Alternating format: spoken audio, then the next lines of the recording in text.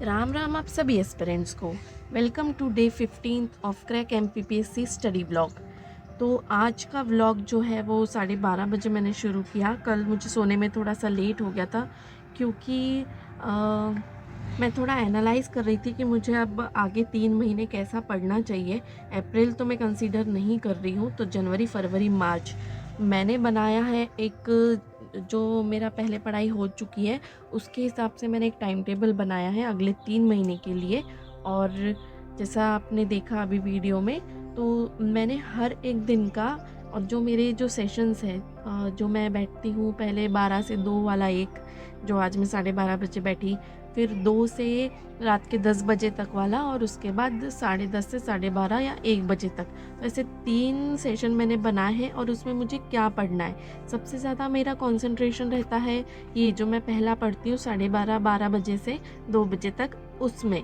और फिर उसके बाद दिन भर या शाम को थोड़ी हलचल रहती है, तो उसमें क्या पढ़ना है, जो थोड़ा जो सिर्फ PDF पढ़ने हो, जब अपन मोबाइल ज़्यादा देखते हैं तो उस समय मैंने PDFs का रखा है, जो मैंने जमा करके रखे हैं छोटे छोटे टॉपिक्स के ऊपर। और जो थर्ड सेशन जो रात का है उसमें कल तो मुझे जैसे नींद नहीं आ रही थी, एक बार आप पढ़ना स्टार्ट कर देते हैं बैठ के तो नींद नहीं आती है। और उस समय मैंने जो करंट अफेयर्स है जिसमें ऑब्जेक्टिव वाले क्वेश्चंस हैं, तो वैसी चीज़ें रखी हुई है जिसमें थ्योरी नहीं हो। तो ऐसे मैंने 3 पार्ट्स में डिवाइड किए हुए हैं, और 1 महीने में मैंने 25 दिन ही पकड़े हैं। 5 दिन कभी कभी ऐसा होता है ना, जब पढ़ाई नहीं होती तो सिर्फ मैंने 25 दिन पकड़े हुए।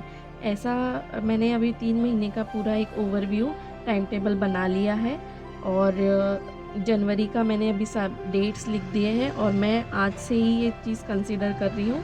और डेली मैं इसमें अभी रात में लिखूँगी कि मुझे अगले दिन क्या करना है, और दूसरे दिन वो जब हो जाता है उस सेशन के बाद, तो मैं उसमें टिक लगा दूँगी। तो ये मुझे खुद को ट्रैक करने के लिए बहुत ईज़ी जाएगा, और ये देखने के लिए कि मेरी बराबर पढ़ाई हो रही है या नहीं हो रही है।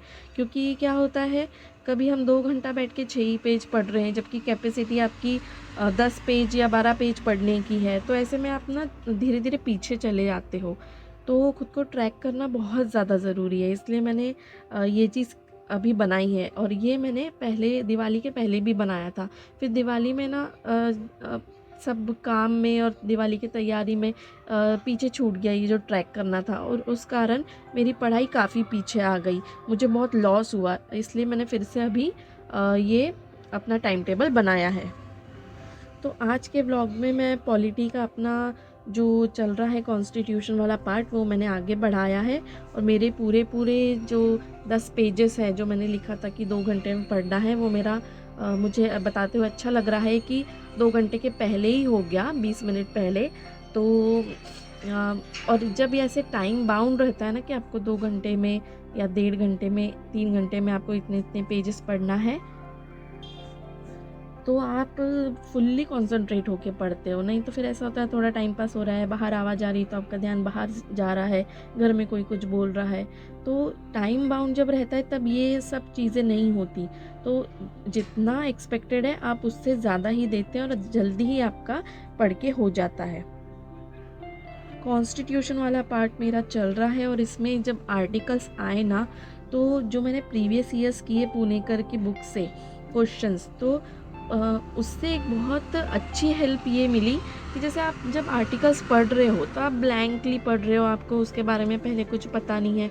थोड़ा बहुत आइडिया है कि ठीक है फंडामेंटल ड्यूटीज़ इसमें है, DPS भी इसमें है। लेकिन जैसे ही कोई आर्टिकल आता है जो कि प्रीवियस ईयर्स में आया हुआ है MPPSC में, तो आपका दिमाग एकदम ही, मतलब आपको क्लिक होता है कि अरे हाँ यार, ये तो आया हुआ है।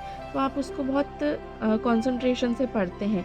और भले ही वो आर्टिकल फेमस ना हो, इम्पोर्टेंट ना हो, लेकिन आप उसको ध्यान से पढ़ेंगे। तो प्रीवियस ईयर्स क्वेश्चंस लगाने का ये एक बहुत बड़ा फ़ायदा है।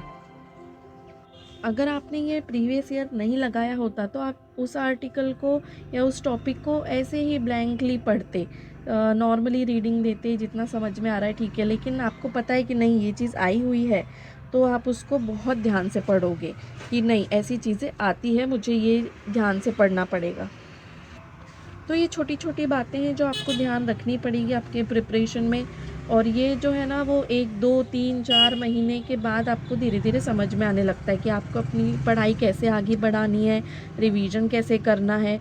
अभी जैसे मैंने ना जो मैं आज पढ़ रही हूँ उसका मैं रिवीजन आज ही करूँगी, क्योंकि मैंने ये नोटिस किया कि मेरी मेमोरी बहुत ही ज़्यादा वीक है, मुझे ज़्यादा याद नहीं रह पाता।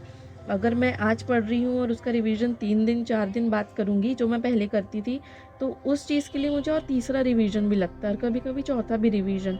तो मैं अब इसमें मुझे ज़्यादा टाइम लगेगा, तो मैंने वो चीज़ अपनी वहीं सुधारी कि नहीं, अगर मेरी वीकनेस ये है कि मुझे मुझे याद नहीं रहता है, तो मैं उस चीज़ का रिवीजन उसी दिन करूँगी। तो उससे मुझे तीसरे या चौथे रिवीजन पे जाने की ज़रूरत नहीं पड़ेगी। और अगर ये भी नहीं वर्क करता है तो मैं ये चीज़ अपनी आगे चेंज करूँगी, मॉडिफ़ाई करूँगी, जैसे रिक्वायर्ड है उस हिसाब से।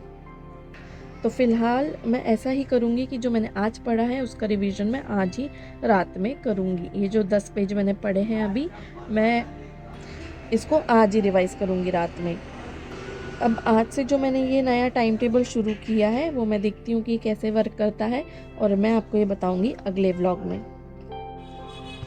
तो ऑलमोस्ट यहाँ अभी 1 घंटा हो चुका है मेरी पढ़ाई को, और मेरा थोड़ा-सा ही अब बचा हुआ है, तो मैं इसको कंप्लीट करूँगी। और जैसे-जैसे आपका जो लिखा है अपने टाइम टेबल में वो कंप्लीट होते जाता है तो आपको बहुत अच्छा भी लगता है, और एक कॉन्फिडेंस सा आता है कि नहीं यार, जो आपने लिखा है वो आपसे बनेगा।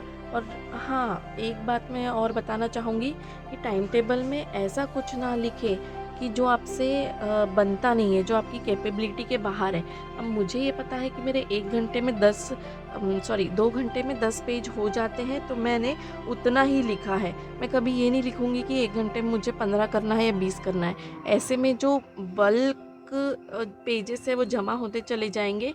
जैसे अगर मैंने लिखा है कि मुझे 15 पेज करना है, तो मेरे रोज़ के 5-5 पेजेस बचेंगे, और वो हफ्ते भर जाके खूब सारा हो जाएगा, और आपको ऐसा लगेगा कि यार ये टाइम टेबल तो मुझसे फॉलो नहीं हो रहा है। तो प्लीज़ एक बार थोड़ा-सा उसमें एनालाइज़ करिए और ध्यान दे के टाइम टेबल बनाइए। ऐसा नहीं कि इम्प्रैक्टिकल कुछ भी बना दिया, थोड़ा प्रैक्टिकल टाइम टेबल बनाओ। जो जैसी आपकी पढ़ाई अभी तक हो चुकी है, जैसे आगे करनी है उसके हिसाब से, और उतना ही एक दिन में लो जितना आपसे बने, और तभी ये चीज़ जो है वो वर्क करेगी। अदरवाइज़ आप रोते ही रहोगे कि मेरा तो टाइम टेबल ही फॉलो नहीं होता है। ये गलती मैं पहले कर चुकी थी, तो मैंने ये चीज़ अपनी सुधारी है इस बार की प्रिपरेशन में। मैं वो गलती अब नहीं दोहराऊँगी। इसलिए मेरा अभी जो पिछली दिवाली के टाइम पे भी मैंने टाइम टेबल बनाए थे उसमें भी फॉलो हो रहा था, और अभी भी फॉलो हो रहा है। तो मैं बस ये अब होप करूँगी कि आगे अभी 3 महीने ऐसे ही चले, क्योंकि अभी आगे कोई फंक्शन भी नहीं है और कोई फेस्टिवल भी नहीं है, तो बिल्कुल भी टाइम पास ना करते हुए मैं अपना ये टाइम टेबल पूरा फॉलो करना चाहती हूँ, और इसके लिए तो वर्क करना ही करना है, क्योंकि अगर ये क्रैक नहीं की तो बहुत ज़्यादा डिसअपॉइंटमेंट आ जाएगा, जो कि अब मैं बिल्कुल नहीं चाहूँगी अपनी लाइफ में। स्टार्टिंग के 6 पेजेस, जब मैंने पॉलिटी स्टार्ट किया लूसेंट से, तो स्टार्टिंग के 6 पेजेस जो है थोड़े मुझे डिफ़िकल्ट गए। मतलब उसकी जो टर्मिनोलॉजी है वो समझने में मुझे थोड़ा टाइम लग रहा था, और अब मुझे मतलब समझ में आने लगा है। बहुत फास्ट मैं पढ़ पा रही हूँ और सब दिमाग में जा रहा है एक रीडिंग में। अगर मैं वहीं पे गिव अप कर देती कि यार मुझे तो पॉलिटी समझ में ही नहीं आ रही है, तो मैं मतलब हार मान लेती और मुझसे ये नहीं हो पाता, या फिर मैं इसको पोस्टपोन कर देती। तो ये भी एक मतलब है लेसन एक लर्न करने के लिए, कि बिल्कुल भी गिव अप नहीं कर देना है। कोई भी चीज़, कोई भी एम आपका हो तो स्टार्टिंग में वो डिफ़िकल्ट लगेगा ही, लेकिन जैसे-जैसे आप आगे बढ़ोगे तो रास्ता भी निकलते जाएगा, उस रास्ते पे कैसे चलना है ये भी आपको समझ में आते जाएगा, और बस उस पे चलते जाना है। पहले ही आप गिव अप कर दोगे कि यार रास्ता बहुत ही लंबा है, तो फिर तो कुछ नहीं हो पाएगा। अगर ऐसे ही आपका एटीट्यूड है, तो आपको ये एटीट्यूड जो है वो चेंज करने की बहुत ज़्यादा ज़रूरत है। टॉपर्स और हम लोगों में जो जिनका हुआ नहीं है सिलेक्शन अभी तक, उनमें एटीट्यूड का ही डिफरेंस है और हार्ड वर्क का डिफरेंस है।